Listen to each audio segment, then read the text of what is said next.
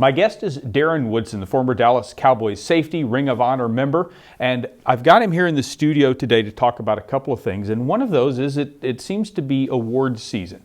We'll talk about some of the awards that were just handed out last weekend in a second, but you're getting an award yourself, and it's coming up at the C5 Texas Gala, or it's not really a gala, it's actually called an urban campfire event at the end of February, and it's handed out for leadership, education, things you've done. Tell us why getting this award means something to you. It means something because I feel like leadership comes in when you're a servant leader, and you're a selfless servant leader. And, you know, I was raised that way. My mother was instrumental in my life as far as pouring back into the community. We come from the inner city, come from the projects of Phoenix, Arizona. And I never wanted to forget where I came from and the struggles that we had. And if I could do anything, and if anything is helping as far as being a leader, helping with education, helping within the community, you know, that's my role, and I just feel like it's my time to sow back into into all these kids, and C5 Texas is the way to do so. And so the C5 Youth Foundation of Texas is a 5-year program. It starts with kids in the 8th grade, helps them throughout their high school years. What appealed to you specifically about this particular group? Well, the leadership in this group, whether it be the executive director, Danny Bethune, and you know, Rick Covert, who's one of the chairmen, a good friend of mine, have this vision. They have a vision to take C5 Texas to another level and to reach as many kids as we possibly can. And that's the key for me. How many kids can we touch? How many kids can we lift up through this process? And how many kids can we help through their educational process and getting them into college and understanding that there's so much more in life than just running the streets or just going to high school. There's so much more. College is an integral part of your life, and we want to establish that in the thoughts of these young men and women. When Darren came out of Arizona State, out of his university experience, he went into his chosen profession, and the guy that brought you into that, he had a pretty big honor this past weekend.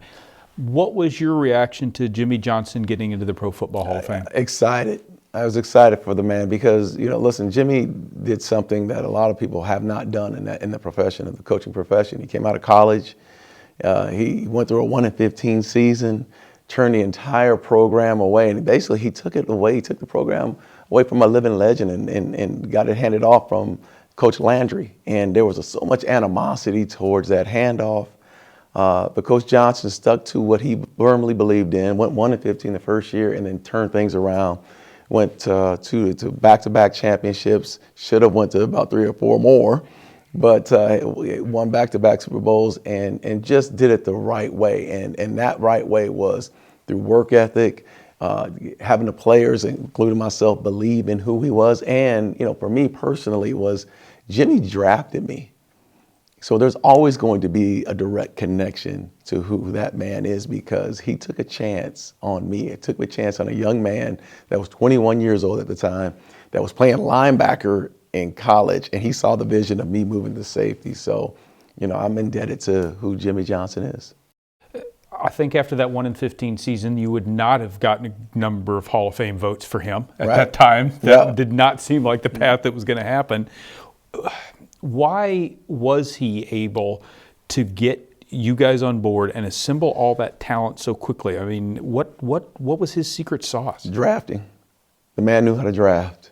And he knew what he wanted as far as the men on that football team. Not only the men on that football team as far as the personnel, but the coaching staff as well. If you look at the coaching staff, the Dave Wannstedts, the North Turners, Butch Davis, Dave Campbell, they've all been head coaches somewhere in the league. And he knew exactly what he wanted, similar to what Bill Belichick, how he coaches the team with the Patriots. But Jimmy knew how to push the right buttons on those players that he brought in. Ton of alpha dogs, and that's what he wanted. He wanted to draft guys that were high energy, walked the edge, played hard, but he knew how to push the right buttons at the right time to get us to play for him. A couple of other guys that were finalists for the Hall of Fame also have Cowboy ties. One was Drew Pearson, the other was Cliff Harris. One got in, the other didn't. What was your reaction? Well, I was happy for Cliff. I thought it was long overdue for Cliff Harris. This man has been instrumental in as being a safety and being a quality man on and off the field for years. And you know, Cliff Harris, Charlie Harris. I mean, those guys, I'll never forget how they played in the 70s and what kind of impact they made for those Cowboy teams. But Clip was a good man, and he's deserving for what he did on that football field, and he should have went in years ago. Drew, on the other hand, that was hurtful. It really was. That hurt to see that this man was an all-decade first-teamer in the 70s, and he's one of the only all-decade players not to be a Hall of Famer. And it to me is disrespectful for who Drew Pearson was. Drew Pearson was, I didn't like the Cowboys when I was a kid, and he was the main reason why I didn't like him, because he always made the big plays when they had to make them. But he's a man that deserves to be in the Hall of Fame, and it shouldn't be 30, 40 years later. This should have been in the 80s or 90s when he got into the Hall of Fame. So it's disappointing to see that he's not in. Another guy that a lot of folks were disappointed wasn't a finalist for the Hall of Fame was Darren Woodson. What's your take on that process and where you feel like you are? Well, again, we just talked about Cliff Harrison, Drew Pearson, and the process they've had to go through. And again, these guys should have been in the Hall of Fame years ago. I feel like I can wait my time. I'd love to be in, absolutely. Do I feel like I deserve to be in? Absolutely. But I've seen the process, and I've seen two men go through this for a lot longer than I ever thought about going through it. So I just feel like, hey, my time is going to come. I know that. Hopefully I can walk up those stairs and do it when that time comes. But, I'd love to, it'd be an honor to be in the Hall of Fame, but I know my time's coming. Well, if you'd like to talk to Darren about this, he clearly has some pretty, thoughts put together on this.